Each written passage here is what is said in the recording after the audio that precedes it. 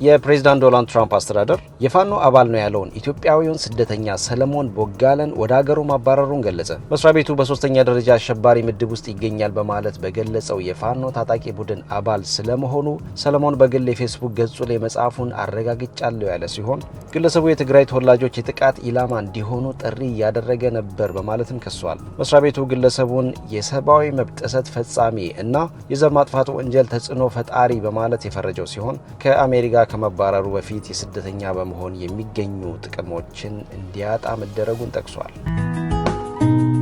ታዋቂው ኤርትራዊ የካርቶን ስዕል ሰዓሊ ቢኒያም ሰለሞን ከ15 ዓመታት እስር በኋላ ተፈታ።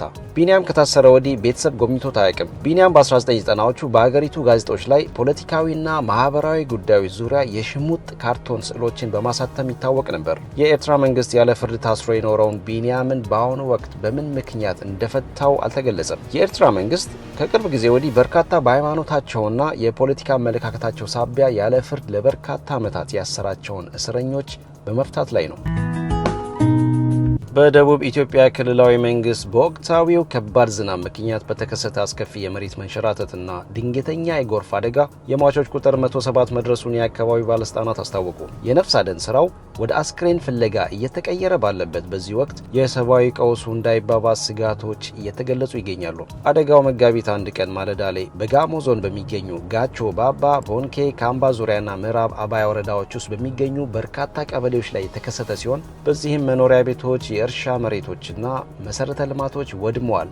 በሺዎች የሚቆጠሩ ዜጎች ተፈናቅለዋል። የኢትዮጵያ ሰብአዊ መብቶች ኮሚሽን የአደጋውን ተከታታይ ሁኔታ በቅርበት እየተከታተለ መሆኑን ገልጾ ሁኔታው እጅግ አሳሳቢ መሆኑንና ከባለስልጣናትና ከሰብአዊ ረድኤት አካላት ጋር አስቸኳይ የተቀናጀ ምላሽ እንደሚያስፈልግ ጥሪ አቅርበዋል። ኮሚሽኑ ከፍተኛ የህይወት መጥፋትና መፈናቀል መከሰቱን አረጋግጧል። በጋሞ ዞን በሚገኙ በርካታ ቀበሌዎች በመሬት መንሸራተት፣ በናዳና በድንገተኛ ጎርፍ ምክንያት ከፍተኛ የህይወት መጥፋት፣ የአካል ጉዳትና የንብረት መውደም መድረሱን አረጋግጫለሁ ብሏል።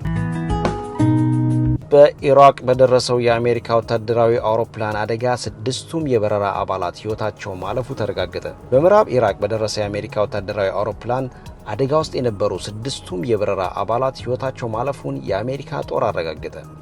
የኬሲ 135 ወታደራዊ የነዳጅ መሙያ አውሮፕላኑ አደጋ የደረሰው ሐሙስ ዕለት በምዕራብ ኢራቅ ነበር። እንደ ወታደራዊ ባለስልጣናት ገለጻ አደጋው ሌላ አውሮፕላንን የሚያካትት ቢሆንም ከጠላት ወይም ከወዳጅ ኃይል በተተኮሰ ጥቃት የተከሰተ አይደለም ተብሏል። ዘ ጋርዲያን እንደዘገበው የኢራቅ ምዕራባዊ በረሃ ሰፊና ድንጋያማ ሜዳማ አካባቢ ቢሆንም በርካታ በኢራን የሚደገፉ የሺያ ታጣቂዎች መሰረታቸውን ያደረጉበት ቦታ ነው።